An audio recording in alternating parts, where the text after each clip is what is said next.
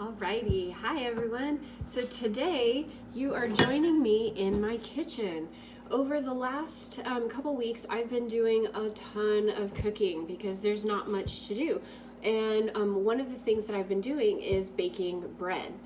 And I realized the other day that this would work perfectly for one of our science lessons. So today I'm going to teach you the science behind making sourdough bread, which happens to be my favorite kind of bread on earth.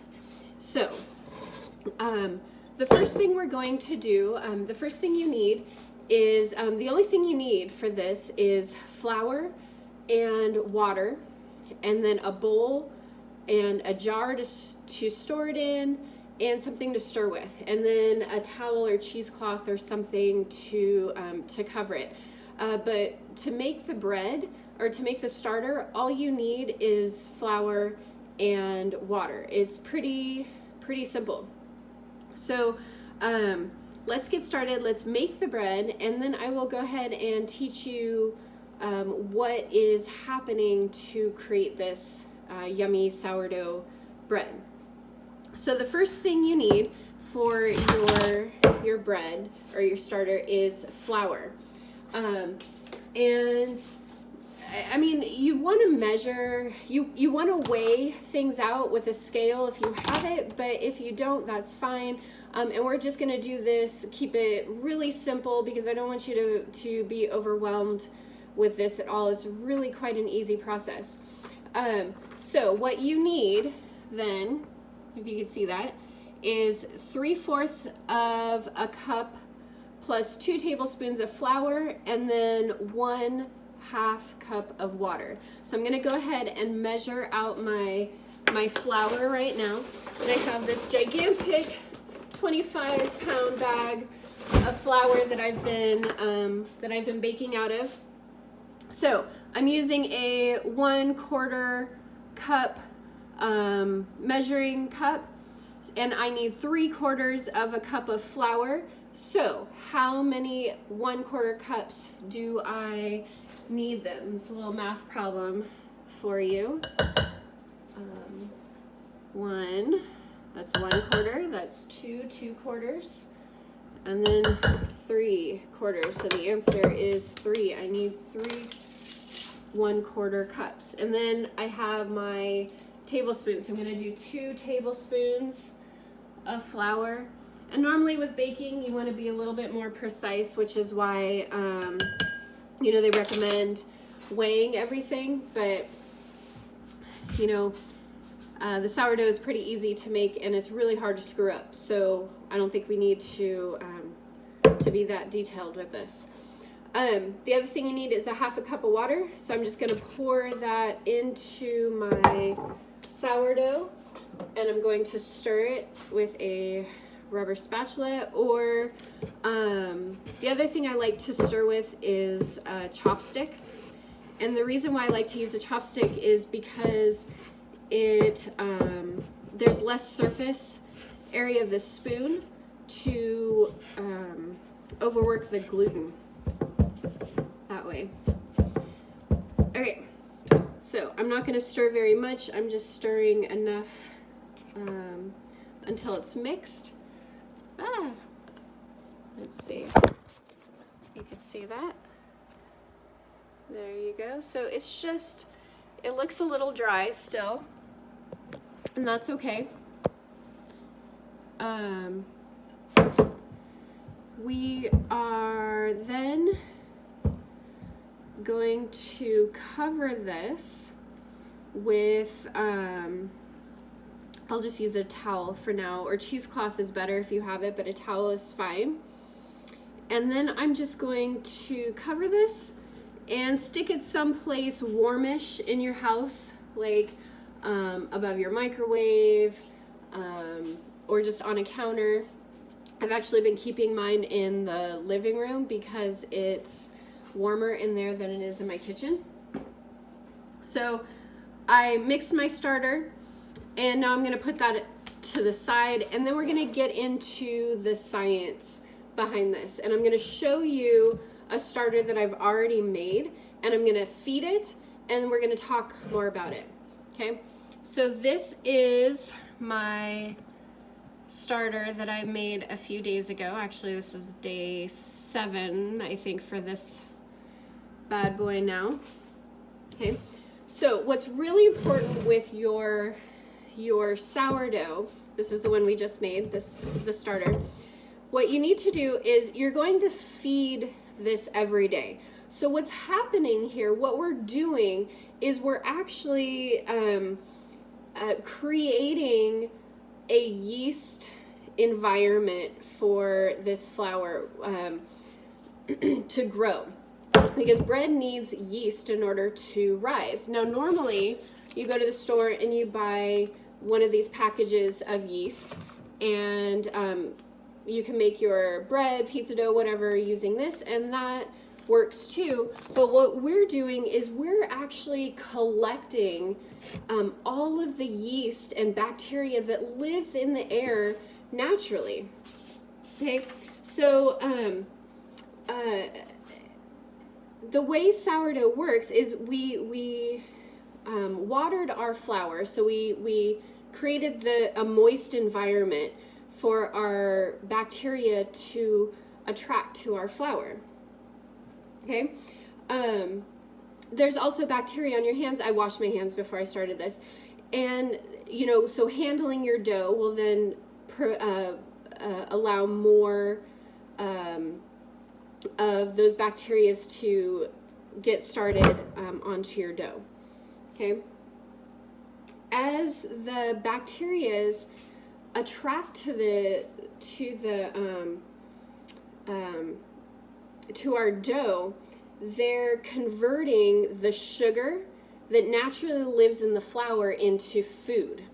Okay, and it's what it's doing to the sugars in the flour is it's turning it into lactic acid, which is the same lactic acid that's present in our muscles and in our stomach. These acids are what give the sourdough that distinctive sourdough smell. So this one, I wish you could smell on camera, but my starter that's been sitting here for a few days now is starting to smell like actual sourdough bread. It smells bad, like something's going rotten, and that's actually a good thing. What's happening here is it's fermenting. Again, so it's creating these gas bubbles from from eating the sugars, from the bacteria eating the sugar. It's creating these gas bubbles. The gas that it's creating is carbon dioxide and ethanol. And so that's what's creating the gas bubbles that you see, and that's what's ultimately going to give it that light, airy texture. So we want more gas bubbles. The more bubbles, the better. The happier our yeasty sourdough is. Okay, these let's see, hold on, I'm just going to read this to you because I think that'll be a little bit easier than me trying to explain. So let's see. What was I finding? Okay, so this is what I wanted to read. When yeast die, they break down into components that the bacteria eat. Okay, the mutually beneficial relationship between these two organisms, between the yeast and the bacteria, is called symbiosis. It just means that they work well together. They're in a symbiotic relationship. Okay, so now I want to show you my starter, and I'm going to show you how to feed your starter. So again, we just made day 1. This is now day 1. Oh, and I forgot a very important step in this. It is probably the most important step to your starter. You absolutely have to give your starter a name. It will help you connect to your starter. It'll help you remember to feed it. It will help remind you that this is a living, breathing organism now. So I think I'm gonna name this guy Yeasty Boy, after one of my favorite bands. So this Yeasty Boy here is going to now have to be fed every single day right around the same time. So right around, let's say 4:30, I'm going to set an alarm and I'm going to feed this guy. I'm going to use my other starter, but the feeding process is the exact same.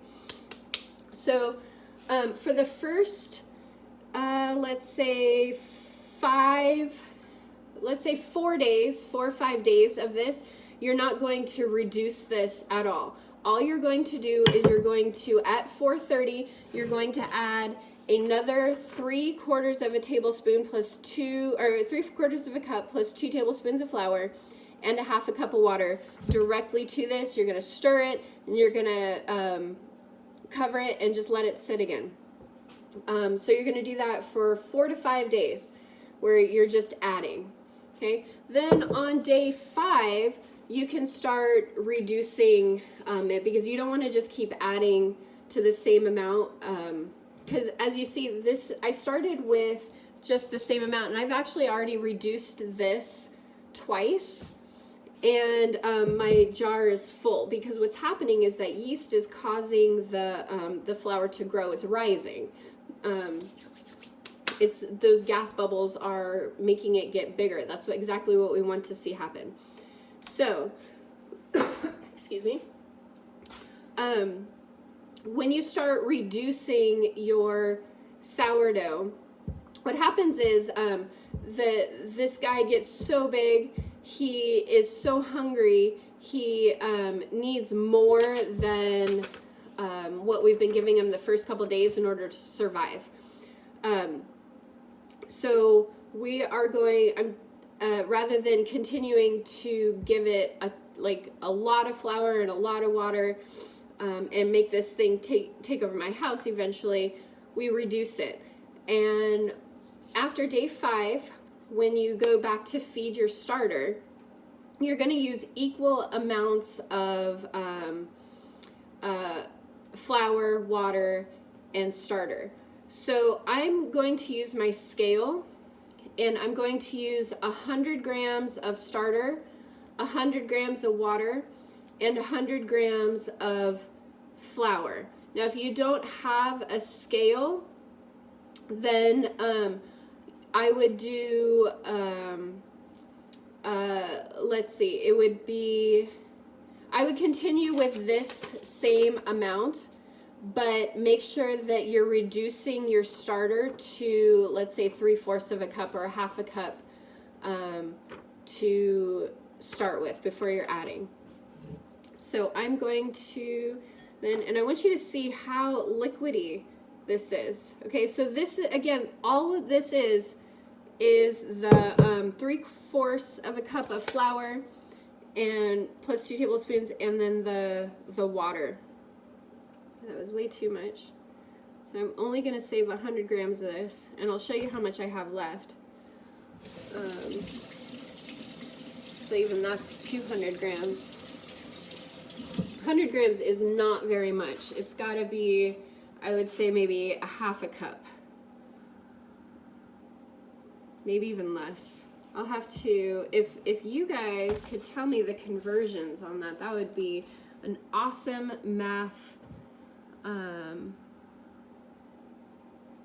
problem. Okay, so I have my starter in here now. Okay, and as you see, it was liquidy. That's what we want. Okay, this is actually really good. I could probably start baking bread from this tomorrow, which I will do another video separately for making the bread. But that's a little bit different, and didn't really have much to do with the science that I wanted to teach you. Okay, so again, I need to feed it. So I'm going to just give it equal amounts of food and water. 1, 2, 3. and 2 tablespoons.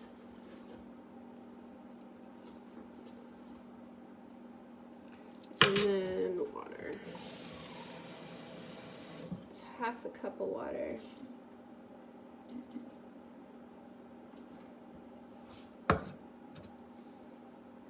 Let's see.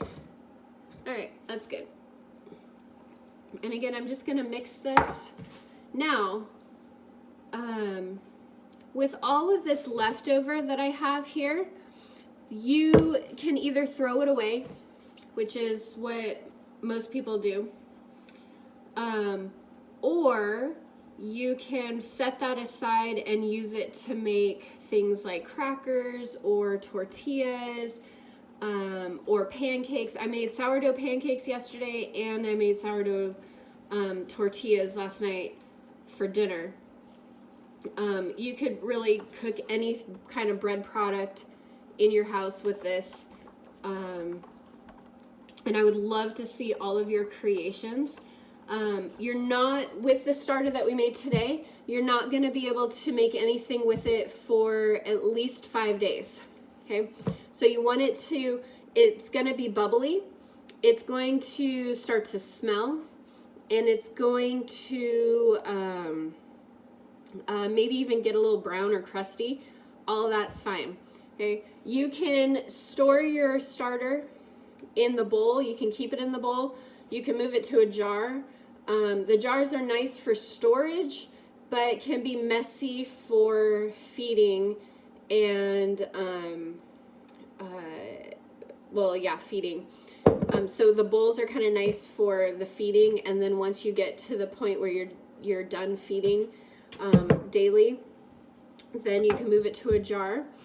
After 5 days, once you've fed it the last time and you don't feel like cooking anything or you have nothing to cook, if you want to, you can store this in the back of your garage, in the back of your refrigerator, and it will basically go to sleep. The cold just kind of shuts everything down so that it's not growing. It just goes dormant, kind of takes a nap.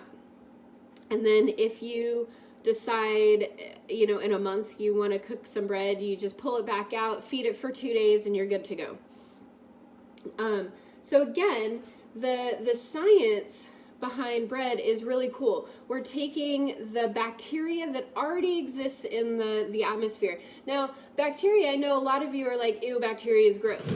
Well, yeah, some bacteria is really bad for us, but other bacteria is actually very, very good for us and really healthy for our bodies. We need a certain amount of bacteria in order to process our foods and in order for our guts to be healthy.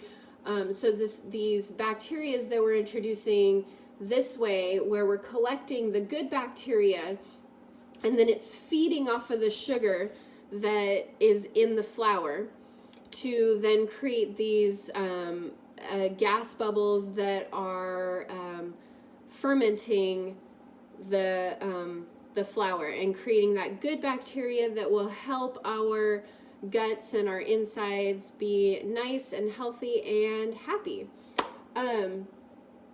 So yeah, I hope you guys enjoy this process. And I would love to see any bread or crackers or any kind of product that you end up making with this. And if you have any questions, go ahead and shoot me a line, and I will be happy to try and answer them for you. Otherwise, happy cooking.